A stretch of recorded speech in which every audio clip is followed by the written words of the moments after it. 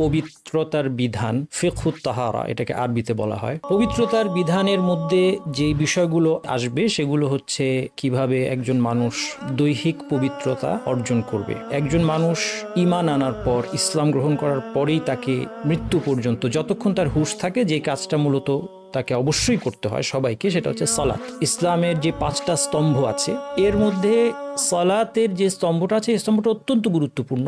এই সালাত আদায়ের পূর্ব শর্ত হচ্ছে পবিত্রতা অর্জন করা। আমরা কিভাবে অজু করব, অজু, গোসল, টয়লেট এটিকেট আছে, আমাদেরকে নাপাকি থেকে পরিচ্ছন্ন থাকতে হবে।